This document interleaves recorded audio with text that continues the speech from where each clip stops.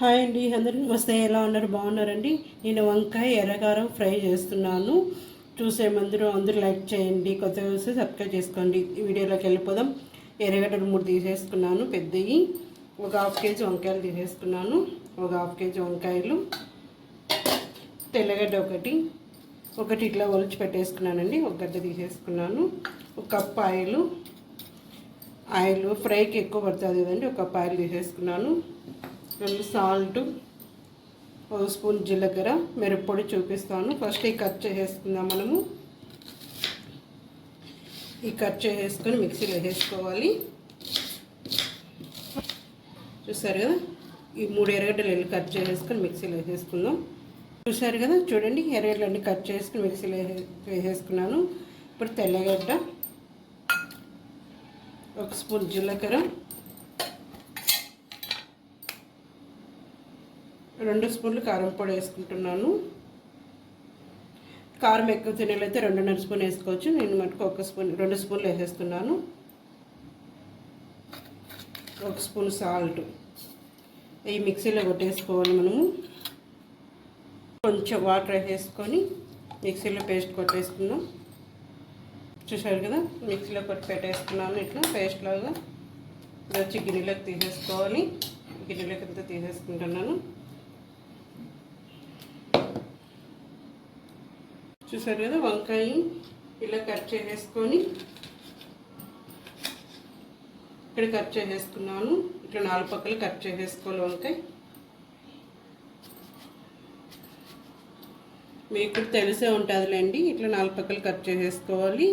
ఇక్కడ కట్ చేసేసుకొని ఇక్కడ అన్ని వంకాయలన్నీ ఇట్లా కట్ చేసేసుకొని ఇట్లా నీళ్ళలో వేసేసుకుంటున్నాను.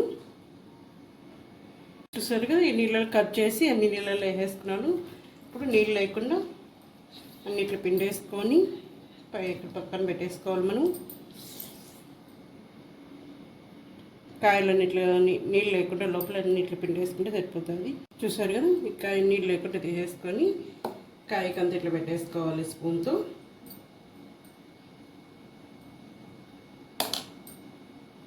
ఇట్లా పెట్టేసుకొని మధ్యలో అంతా పెట్టేసుకోవాలి. కాయకి అన్ని కాయలకి ఇట్లా పెట్టేసుకోవాలి.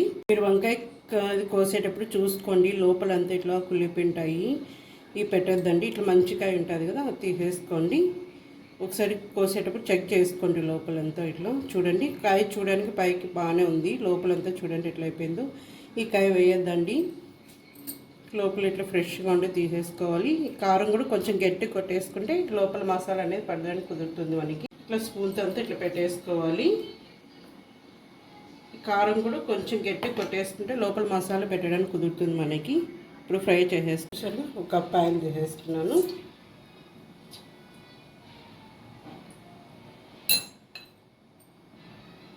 ఇప్పుడు ఆయిల్ వేడైపోయినాక కొంచెం ఆవాలు, సగం స్పూన్ ఆవాలు తీసేసుకున్నాం.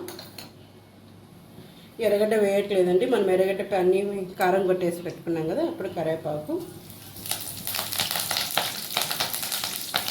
ఇప్పుడు ఈ వంకాయ కర్రీ ఎర్రకారం బట్టి పెట్టేసినాం కదా, ఇది కూడా ఇట్లా వేసుకోవాలి. ఇప్పుడు వేసుకున్నాక బాగా కలిపి వేసుకోవాలి. ఈ వంకాయ బాగా ఫ్రై కావాలండి. ఫ్రై అయిపోయినాక ఎర్రకారం వేసేసుకున్నాము.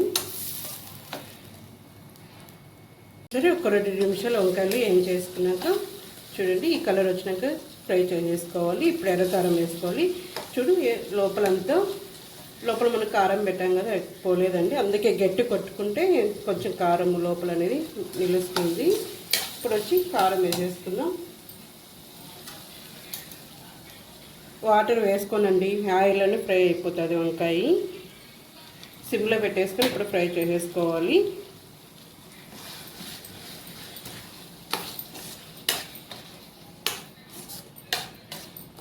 మూత పెట్టేస్తాను. మనం అసలు వాటర్ అనేది వేసుకోండి. నేను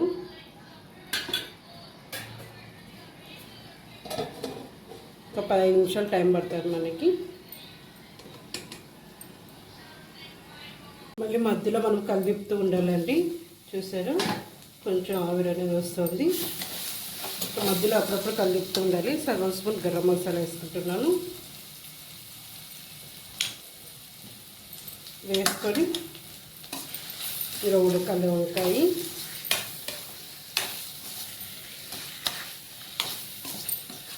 ఇట్లా మధ్యలో అప్పుడప్పుడు కలుపుతూ ఉండాలి, లేకపోతే మాడిపోతుంది. వంకాయ ఉడికిపోయిందేమో. ఇప్పుడు కొత్తిమీర వేసుకొని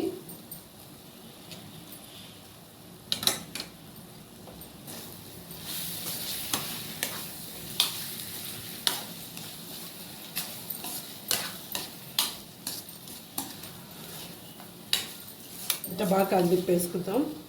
ఇప్పుడు వంకాయ ఉడికిందో చూసేద్దాం. మీ ముందే చూపించేస్తాను నేను.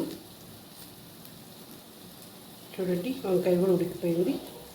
లోపలంతా మసాలా అనేది కారం అంతా పట్టేస్తుంది. ఇప్పుడు ఆఫ్ చేసేసుకుందాం మనం. దింపేసుకొని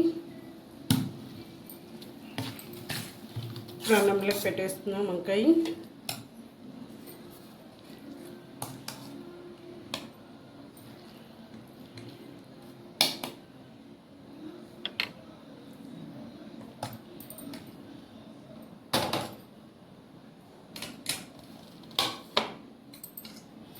ఎలా ఉంది వంకాయ ఎర్రకారం ఫ్రై? చూడండి.